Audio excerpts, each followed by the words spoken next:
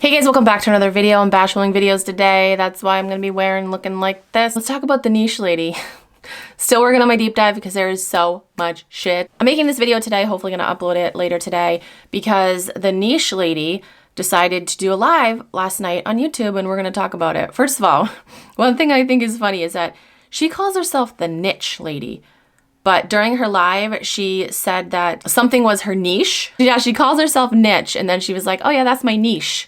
Like, oh, you ate a tomato sandwich because you like tomatoes? The live was 3 hours long. No way in hell am I going to watch that. Not even on 2x speed because nope. You guys did tell me bits and pieces from it. I guess she started it off by telling her story because let's paint a picture of someone that, you know, lived a truly hard life and that's gonna excuse your actions. She's gonna make people feel sorry for her, so that'll excuse all her terrible actions.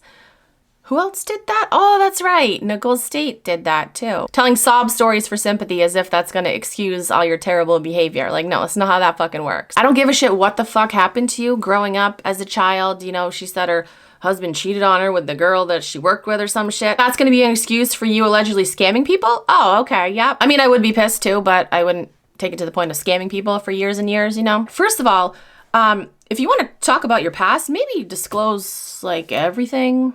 Some relevant shit. She claims that she likes to help people with their reselling business, whatever. I don't know if she has like courses or whatever. I'm still learning about her. But she had tax liens on her. $6,425.31 tax lien on her. I think there was more than one. $2,373.30, another tax lien. So how are we giving business advice when we can't pay our taxes? She also filed bankruptcy, and this wasn't long ago. This was in 2021, so 4 years ago. She filed bankruptcy, but yet she thinks she can give people like business advice? How does that?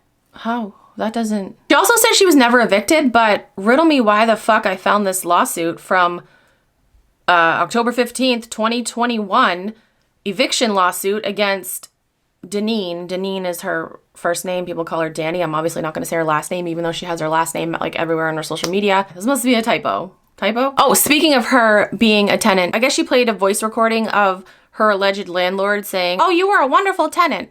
It's like, first of all, how the fuck do we know who that person is? Like, there's no proof. That could be one of your friends. You might have been a good tenant one time. How does that mean you were a good tenant every time with different landlords? So looking at my notes. So the tax liens, one was in 2017 and the other one was in 2022. So this shit's recent. So how the fuck do you think you're qualified to give business advice and help people with their reselling business when you are in trouble with the government? Okay, now I'm gonna read just a couple of messages that I've gotten about the niche lady. I haven't fully investigated this shit, so this is all alleged. I wanted to tell you years ago about the niche lady. I lived in Vegas for 40 years. I was an antique dealer there. Stories of her go back to probably 30 years. Holy fuck. Oh wait, I think they meant 20 years because at the bottom they said 20 years, not 30. Okay, so stories allegedly go back 20 years. See, started years ago when she was involved with a consignment booth style store off Flamingo. It's been so many years, I can't remember the name. She was involved with McManus Auctions and worked for, I think she screwed him over. Then Time Machine, she took over a store that was Lynn's consignment. Lynn's is now called Purple Chandelier, thousands of dollars. I'm not sure of amount, somewhere between $16,000 to $20,000 owed on back rent. She was involved with Dinosaur and Roses, another scam artist. Vendors lost property when it abruptly shut doors.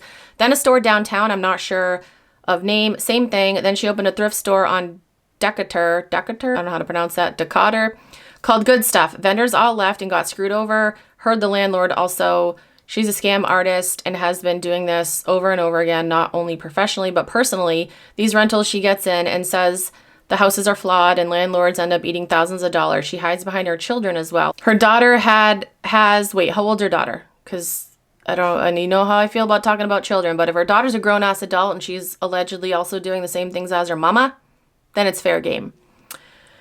Okay, her daughter has, I'm not sure, a YouTube channel. I heard she was just as bad. You got your work cut out for you. She'll threaten you. The Good Stuff Thrift, the nonprofits that she used for the store got ripped off as well. I spoke with someone that has more insight. Her name is blank. Okay, I'm gonna block out names here. Let's talk about this YouTube account called Lucille Banyan. So Lucille went on my YouTube channel and commented under my niche lady video, like the first, I think I made 2 videos about her. They commented on both videos defending her, saying all this shit that I don't think a, you know, normal person would know or someone that was friends with her would know. It looked real fucking suspicious, and in my opinion, I think that account, Lucille Banyan, was actually the niche lady herself. Funny enough, that account's now deleted. So I just thought that that was funny. But this person said, I'm sure you realize the person under the name of Lucille Banyan that keeps commenting is Niche Lady herself. The Niche Lady is an absolute snake. Message again, this is alleged. Hey, I found this in my Instagram from 2021. This is from Melissa, a mod and henchman for Niche. I'm still going to call her Niche, even though she calls herself Niche. It's pronounced niche. Who keeps many of her lists of people to go after. Anyway, proof that Danny pushed her nonprofit and collected money from sales for a nonprofit that never existed or even gained 502c3 status. She pocketed all the money collected for her damn self, scamming from her buyers on the premise of helping ladies in need.